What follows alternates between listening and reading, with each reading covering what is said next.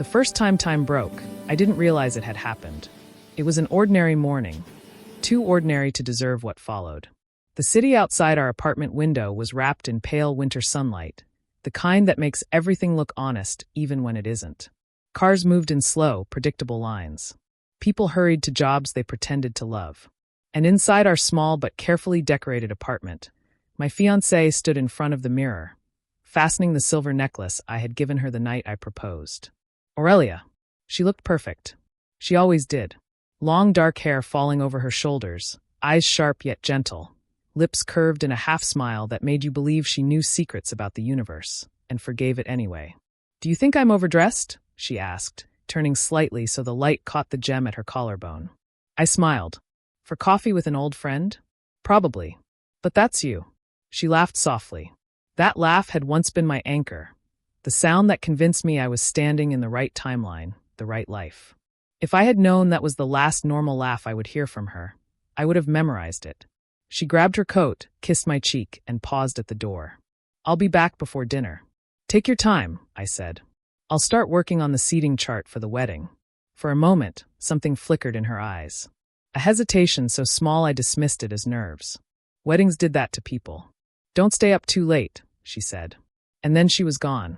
The day unraveled slowly. At first, it was just little things. The clock on my laptop froze for half a second before correcting itself. The kettle boiled twice as fast as it should have. A song on the radio repeated the same lyric 3 times in a row before jumping ahead. I blamed the technology. I always did. By evening, the sun should have been setting. Instead, it hung unnaturally low in the sky, as if the day itself was reluctant to move on. That was when my phone rang. Aurelia's name lit up the screen. I answered immediately. "Hey, you okay?" "You're late." Silence. Then breathing. Ragged. Uneven. "Aurelia?" I stood up, a strange pressure building behind my eyes. "Where are you?" "I'm sorry," she whispered. Before I could respond, the call ended. The air in the room changed. Thickened. Like the world was holding its breath. Then, everything snapped. I woke up to sunlight. The same pale winter sunlight. The same sound of cars outside. The same radio announcer cheerfully talking about the weather. For one disoriented second, I thought I had dreamed it all. Then I saw Aurelia standing in front of the mirror, fastening the silver necklace. "Do you think I'm overdressed?" she asked. My heart slammed against my ribs. "What?" I said. She turned, confused. "For coffee. Are you okay?" The date on my phone read the same as yesterday. No, before yesterday. I rushed to the window. The same man walked his dog. The same bus stopped at the corner. Every detail reset with surgical precision. This wasn't déjà vu. This was repetition. "Aurelia," I said slowly, "did we already have this conversation?" She stiffened. Just for a second. But I saw it. "No," she said too quickly. "Why would you ask that?" Because time had looped. Because my bones knew it. Because my chest felt like it was being crushed by an invisible hand. She left again. Same kiss. Same words. "I'll be back before dinner." This time, she didn't hesitate. I spent the day testing reality. I wrote notes on paper, carved marks into the desk, changed the radio station at exact minutes. When evening came, the sun froze again. The phone rang again. "Aurelia," I said immediately, "don't hang up. Please." "I can't explain," she said, voice trembling. "If I do, it won't work." "What won't work?" "Saving him." The word hit me like a blade. "Him," I repeated. "Who is him?" Silence. Then, softer than before. "I'm sorry. I promise, this is the last time." The call ended. The world shattered. When I woke up again, I didn't panic. I watched. Aurelia repeated her morning routine perfectly. Same movements. Same timing. Same smile. But her eyes were different. Tired. Not physically, chronologically. "You've done this before," I said. She dropped the necklace. It hit the floor with a sharp metallic sound, echoing far louder than it should have. "How many times?" I asked. She knelt to pick it up, hands shaking. "Don't make this harder. How many times have you lived this day?" She stood slowly and met my gaze. 999. The room felt suddenly too small. "Why?" I asked. "Why would you do that?" Her lips parted. Closed. Then she whispered the truth that broke me. "He dies without it." "Who?" I demanded. "My first love," she said. The man I couldn't save the first time. The words hollowed me out. And me? I asked quietly. What happens to me? She looked away. That was answer enough. I learned the rules quickly. She could reset time, but only by anchoring herself to a fixed emotional point. Him. Every loop revolved around saving his life from a fate I was never meant to understand. I was collateral. A constant. No matter how many times time rewound, I stayed aware. Trapped inside repeating days, watching the woman I loved grow colder, more distant, more precise. She stopped reacting to my emotions. Stopped arguing. Stopped crying. Each loop sharpened her focus. Each loop dulled her love. How many times did I beg you? I asked her once, during loop number I didn't know anymore. Enough, she said. How many times did you choose him over me? She didn't answer. That was worse. By the end of the first year, I stopped asking.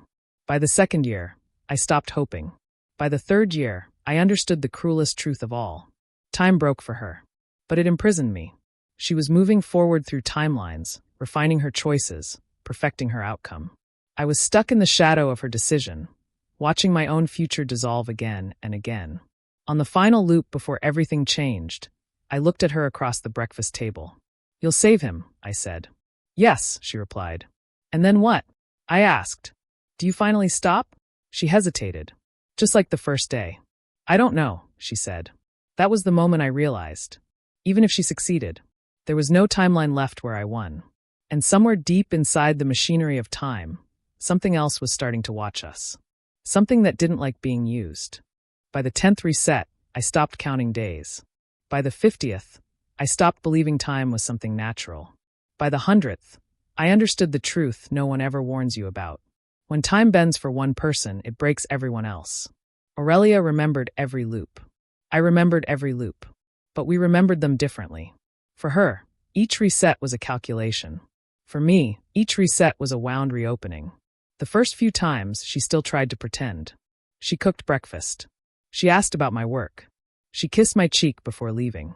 It was a performance rehearsed so perfectly that, for fleeting moments, I almost believed she was still my fiancée, not a traveler passing through my life on the way to another man. But cracks appeared quickly. She stopped asking questions that didn't matter. Stopped reacting to surprises. Stopped flinching when I changed my tone. She already knew the outcomes. You're quieter today, I said once. She glanced at the clock. You say that at 8:42 every loop. I laughed, sharp and humorless. Good to know I'm consistent. She didn't smile. I learned his name on the 23rd reset. Leon. She never said it out loud at first. But names carry weight, and even silence leaves footprints. One morning, while she was half asleep, she murmured it. Leon, don't cross yet. My chest tightened. Who is Leon? I asked. Her eyes snapped open. That was a mistake, she said. No, I replied. This is a mistake. She sat up, rubbing her temples. If I tell you everything, you'll try to stop me. Because I'm your fiancé, I said. That's kind of my job. She looked at me then, not with love, not with guilt, but with pity. I loved him first, she said quietly. Before I ever met you. The words settled between us like ash. And you still love him, I said. She didn't deny it. Every reset followed the same skeleton, but the details shifted. Sometimes Leon died in traffic. Sometimes from illness. Sometimes from violence, so sudden she couldn't even reach him in time. Each failure sharpened Aurelia. She changed routes. Adjusted timing. Manipulated conversations. She learned which words delayed fate and which accelerated it. She learned how to lie with surgical precision. And every time she failed, time snapped back. The apartment. The necklace. The question about being overdressed. Me. Always me. I wasn't part of her equation. I was a fixed object the universe refused to erase. Why can't you just leave me? I asked her during one loop.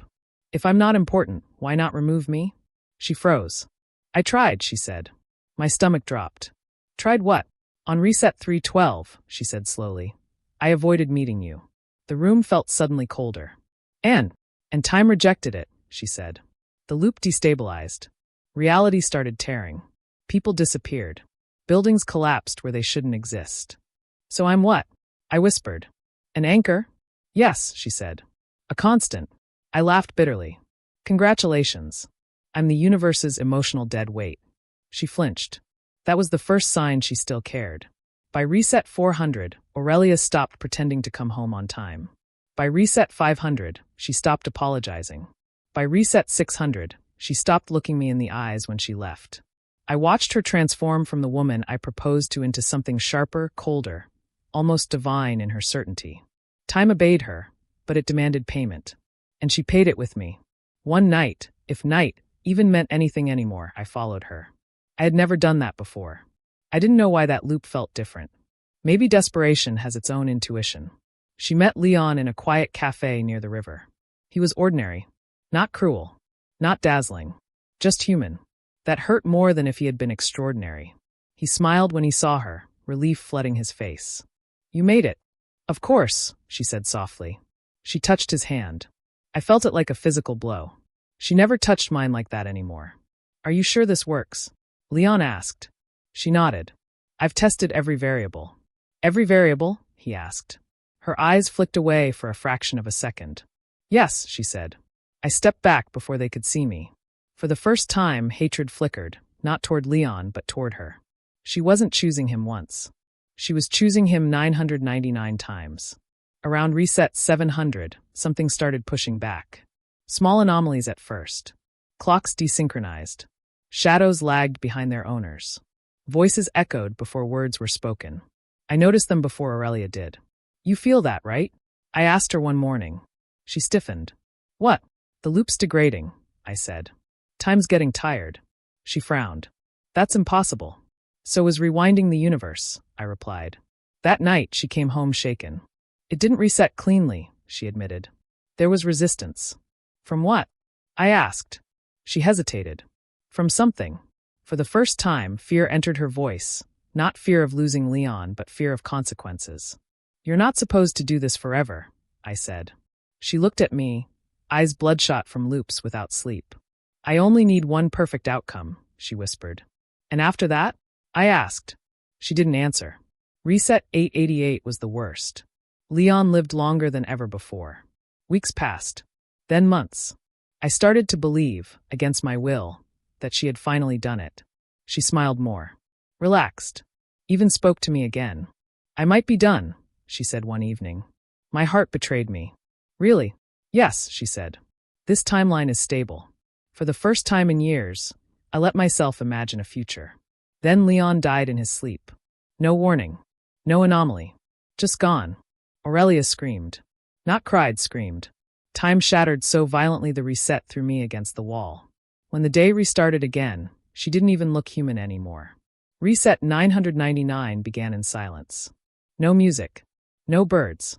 No city noise. Aurelia stood at the mirror, staring at her reflection like it was an enemy. "This is the last one," she said without turning. "You said that before," I replied. She shook her head. "This time I feel it." "What happens if you fail?" I asked. Her voice dropped to a whisper. "Something takes its due." She turned to face me. For the first time in 3 years, she cried. "I'm sorry," she said. "I never meant to trap you." "You still did," I replied quietly. She nodded. "Yes." Then she walked past me toward the door. "Wait," I said. She paused. "When you choose him this time," I asked, "do you even see me anymore?" Her shoulders trembled. "I see you," she said. "I just can't choose you." The door closed. And as the clock struck the moment time was supposed to break, it didn't. Instead, something else stirred. Something that had been watching all 999 resets. Something that was done waiting. Time didn't move forward for me. It cycled like a blade pressed against the same wound, cutting deeper not by force, but by repetition. 3 years. Not calendar years. Not aging years. 3 years of awareness trapped inside a single collapsing moment, watching the world reset while my mind marched relentlessly forward. People think time travel would be loud, violent, flashing lights and tearing skies. They're wrong. It's quiet, cruelly quiet. At first, I tried to live normally inside the loops. I woke up. I ate breakfast. I pretended to care about things that no longer mattered, emails that would vanish, conversations that would dissolve, plans that would never survive the reset. The first few months, loops, I held on to routine like it could save me. I shaved every morning, even though my beard would reset. I exercised, even though my muscles never changed. I cooked meals, even though hunger had become optional. I was trying to prove something to myself. That I still existed. But existence without progression is torture. The world moved on without me, again and again. Every loop, I watched the same child learn to ride a bike. Every loop, the same couple argued on the street below our window.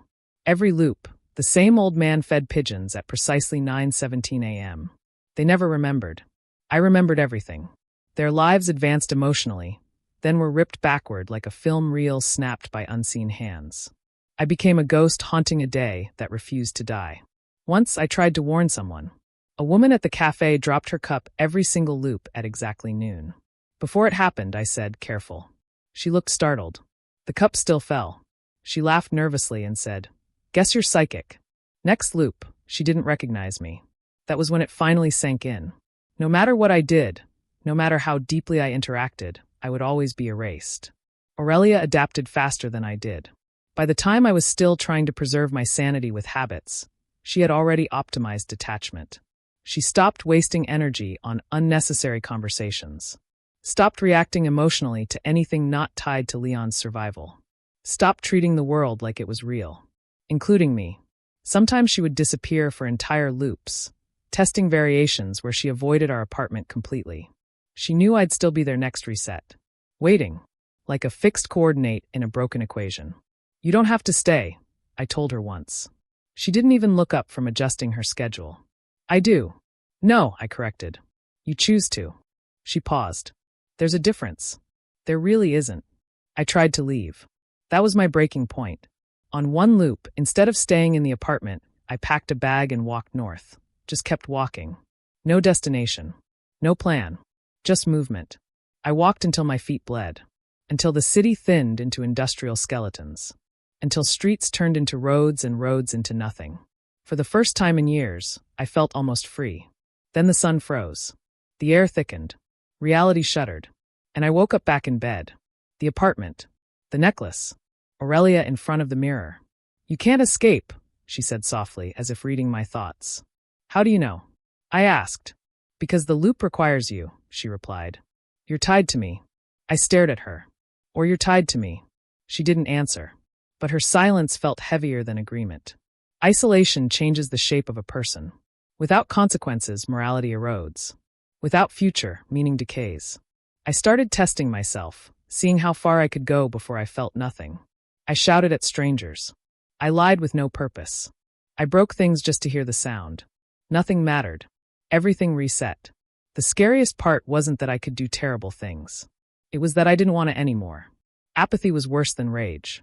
One loop, I sat on the floor for what felt like days, staring at the wall, counting the cracks in the paint.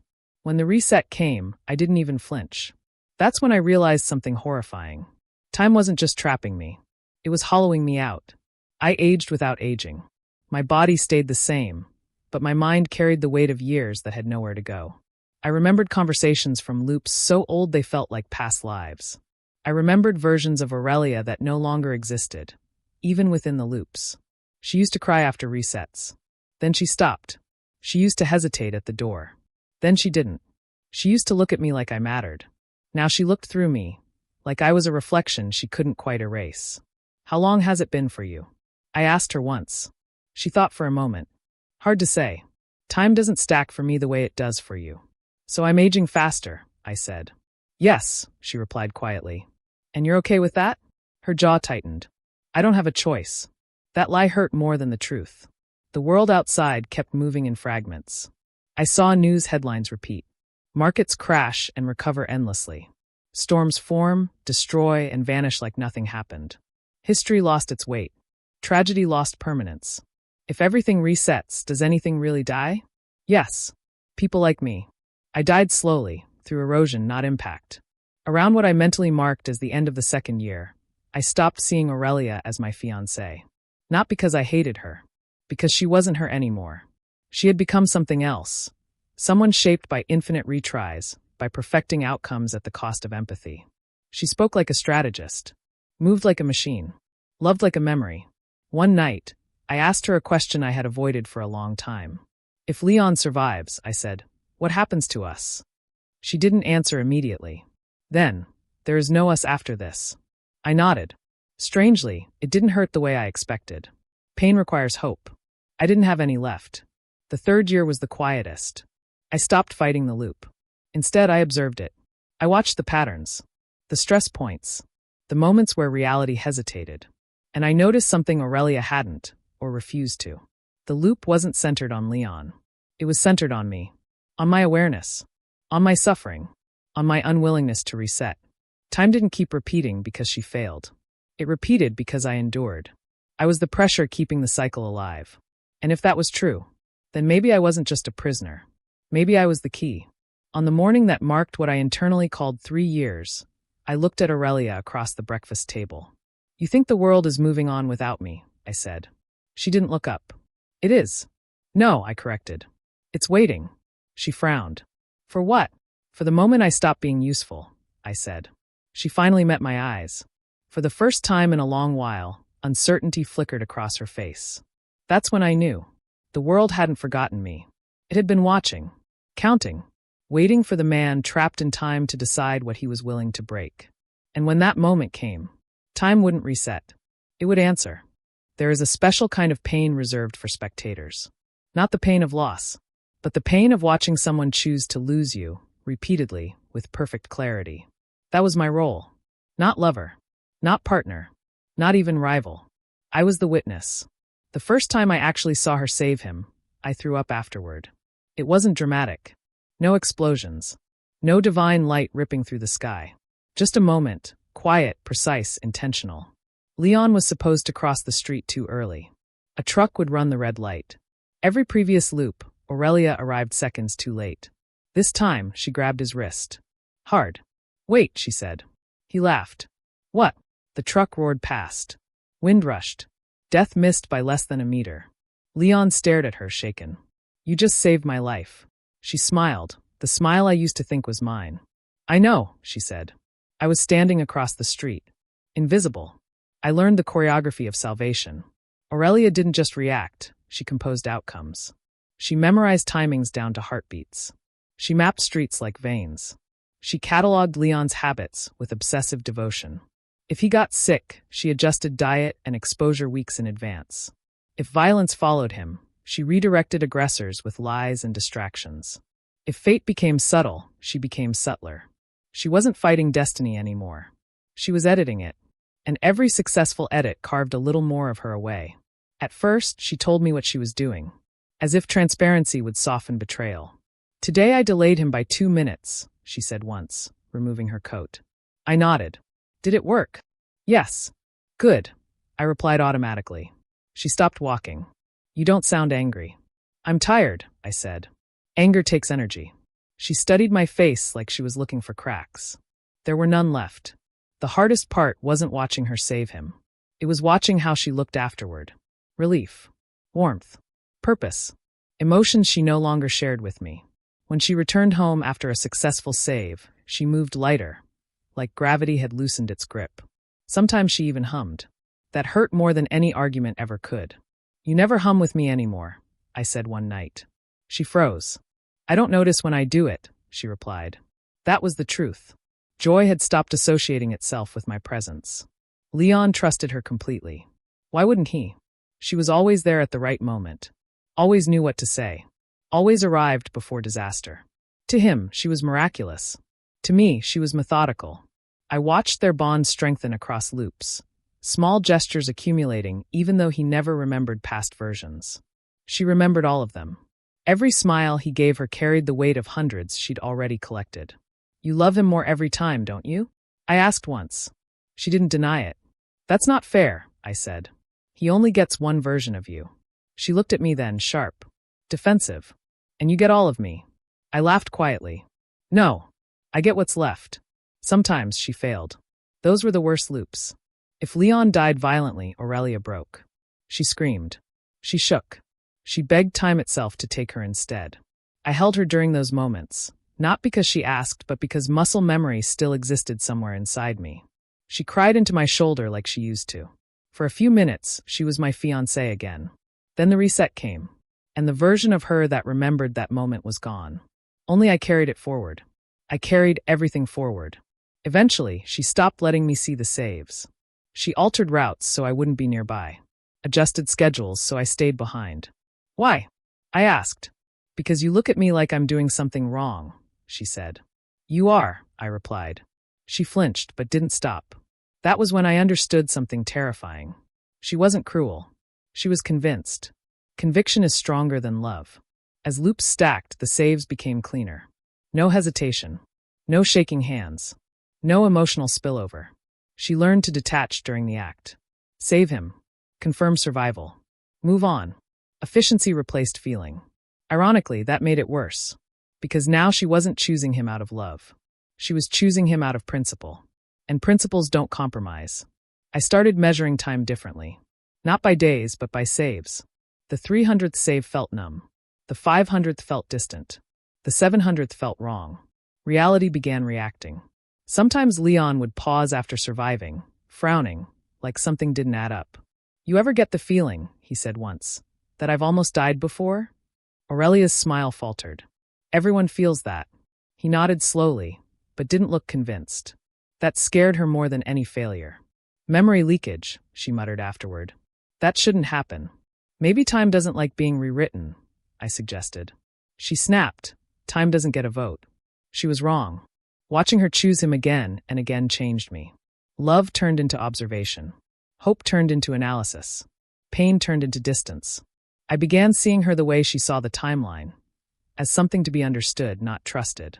I noticed how resets centered around my emotional state, how instability increased when I resisted, how reality trembled most when I withdrew. She thought Leon was the axis. He wasn't. He was the objective. I was the cost. One loop, after a particularly clean save, she came home and stopped in the doorway. You didn't ask, she said. Ask what? I replied. If he lived. I shrugged. He always does. Until he doesn't. She stared at me. You're changing. So are you, I said. But not in the same direction. She stepped closer. For a moment, I thought she might touch me. She didn't. Please don't make this harder, she whispered. I met her gaze, calm and empty. You made it impossible a long time ago. Near the end, though I didn't know it was the end yet, I watched her save Leon one last time from a distance. He smiled, thanked her, walked away. She stood there alone, chest rising and falling. No relief. No joy. Just completion. When she turned around, she saw me. For the first time in hundreds of saves, she looked uncertain. What? She asked. You did it, I said. Yes, she replied slowly. And how does it feel? She opened her mouth, closed it, then whispered, I don't know. That was the moment I understood the final cruelty of it all. She had spent 999 resets, saving another man. And in the process, she had lost the ability to feel saved herself. As for me, I wasn't watching anymore. I was waiting, because when a loop is pushed too far, it doesn't break where you expect. It breaks where it's weakest. And that weakness was no longer love. It was certainty. There is a moment when pain stops screaming. Not because it heals, but because it realizes no one is coming. That moment didn't arrive suddenly for me. It crept in quietly, disguised as exhaustion. I didn't wake up one day stronger. I woke up empty. And strangely, that was freedom. For 3 years, I had waited. Waited for Aurelia to choose differently. Waited for time to snap back into something fair. Waited for my heart to adapt, to harden, to survive. I thought endurance was strength. I was wrong. Endurance was just another way of begging the universe to notice me. The day I stopped waiting, the loop didn't change. I did. It started with something small. One morning, identical to 1,000 others, I watched Aurelia fasten the necklace in the mirror. Do you think I'm overdressed? She asked. I didn't answer. She turned confused. Did you hear me? Yes, I said calmly. Then why? Because it doesn't matter, I replied. The words hung between us. She stared at me, unsettled. You always answer. Not anymore, I said. She frowned. Are you angry? I searched inside myself. There was no fire. No ache. No desperation clawing for her attention. No, I said honestly. I'm done. Her breath caught. Done with what? With waiting, I said. For you. For time. For this. For the first time in years, she looked afraid. Letting go didn't feel like relief. It felt like betrayal of myself. I had loved her so fiercely, so completely, that my identity had fused with hope. Hope that she would see me again. Hope that sacrifice would be rewarded. When that hope died, something else had to replace it. Clarity did. I stopped asking questions I didn't want answers to. Stopped tracking her saves. Stopped imagining alternate timelines where she loved me back. I reclaimed my attention. And that changed everything. Time reacted. Not violently. Not immediately. Subtly. Clocks hesitated longer before resetting. Sounds echoed strangely when I spoke. My shadow lagged behind me by half a second. Reality had been built around my suffering. Now that suffering was gone. The structure began to wobble. Aurelia noticed within a few loops. "You're not watching anymore," she said one evening. "No," I replied, pouring myself a drink I would never finish. "Why?" she asked. I met her eyes. "Because you don't save him for love anymore. You save him because you're afraid to stop." Her expression hardened. "You don't know that." "I do," I said softly. "Because I recognize the feeling." She scoffed. "You've never saved anyone like this." "No," I agreed. "But I've destroyed myself slowly, hoping it would mean something." She went quiet. That silence told me I'd hit something real. For the first time, I began exploring the loop for myself. Not to escape. Not to rebel. To understand. I paid attention to moments that resisted repetition. The cracks where reality struggled to align. Places where déjà vu felt wrong. People who hesitated, like they almost remembered me. And always, the distortions intensified when I felt nothing toward Aurelia. The loop fed on emotional tension. On unresolved attachment. On me waiting. I was the battery. "You're destabilizing the timeline," Aurelia accused me one morning. "Good," I replied. "This isn't a game," she snapped. "If the loop collapses improperly, Leon dies," I finished. "I know." She looked at me sharply. "You don't care." I considered that. "I care," I said. "Just not at the cost of my existence." She stared at me like I was someone new.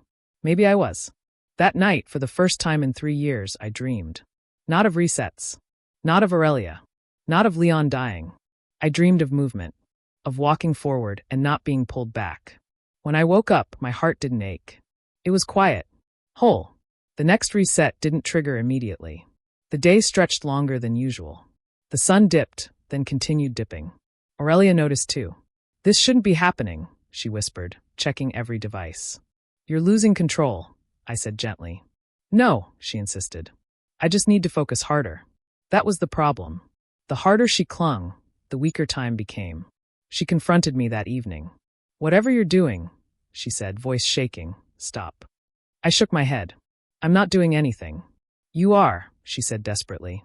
"You're letting go." "Yes," I replied. Tears welled in her eyes, not for Leon. For herself. "If you stop caring," she whispered, "the loop collapses." I studied her. "You built eternity on my pain," I said quietly. "What did you think would happen when it ended?" She fell to her knees. For the first time, she was the one breaking. I didn't comfort her. "That doesn't make me cruel. It makes me finished." "I loved you," I said. "In every loop. In every version. Enough for both of us." She looked up at me. And now I love myself enough to stop." The world shook. Not violently. Decisively. A sound rolled through reality like deep thunder beneath glass. Aurelia screamed as symbols, fractures of light, appeared in the air around us. "This isn't how it ends," she cried. "No," I agreed calmly. "This is how it begins." For me. As time convulsed, I felt something unlock inside my chest. Not power. Permission. I was no longer reacting to time. Time was reacting to me. The loop wasn't collapsing because Aurelia failed. It was collapsing because I no longer needed it. In the final seconds before everything reset, or didn't, I looked at her one last time. "I hope Leon lives," I said. She sobbed. "After everything, why would you say that?" "Because his survival was never my enemy," I replied. "Your choice was." Then the world went white. But this time, I didn't wake up to the same morning. And somewhere beyond the broken loop, something ancient and patient finally acknowledged me. Not as collateral. Not as an anchor. But as the man who stopped waiting for time to fix his heart. And decided to move forward on his own.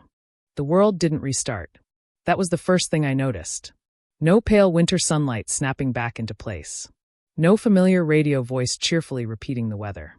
No Aurelia standing at the mirror, necklace in hand, asking a question I had answered 1,000 times. Instead, there was silence.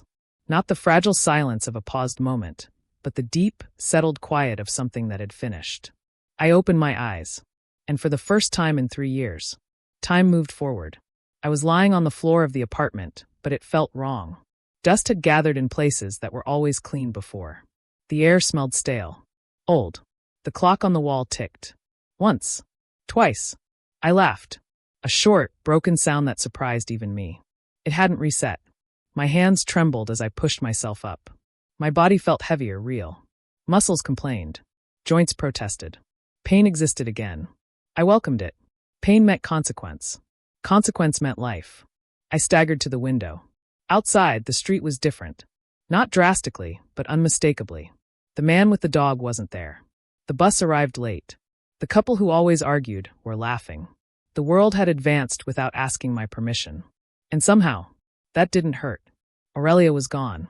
Her coat, her shoes, her carefully organized schedules scribbled across notebooks that now lay scattered and useless. On the table, there was only one thing she had left behind. The silver necklace. I picked it up. For years, it had symbolized a promise. Now it was just metal. I placed it back on the table and walked away. Outside, the city felt unbearably alive. People moved with purpose, real purpose, not scripted repetition. Conversations overlapped unpredictably. A car horn blared at the wrong moment. Someone bumped into me and apologized without recognizing my face. No one knew what I had endured. And for the first time, I didn't need them to. I learned the truth slowly. Time hadn't forgiven Aurelia. It had balanced. Leon lived. Not perfectly. Not protected by invisible hands. But alive. He carried scars he couldn't explain. Hesitations before crossing streets. An unearned sense of gratitude toward days that felt borrowed. He never met me. And that was fine. Aurelia, on the other hand, she vanished. Not erased. Released. I didn't know where she went. Maybe time demanded its due. Maybe she was cast into a timeline where saving someone required sacrifice instead of shortcuts. I didn't search for her. Love doesn't always mean following. Sometimes it means stopping. Days passed. Then weeks. Then months. And with each passing moment, something strange happened. I didn't feel empty. I felt unfinished. Which was infinitely better. There were nights I woke up gasping, expecting the reset. Expecting the familiar panic of repetition. But morning always came. Different mornings. New mistakes. New consequences. New chances.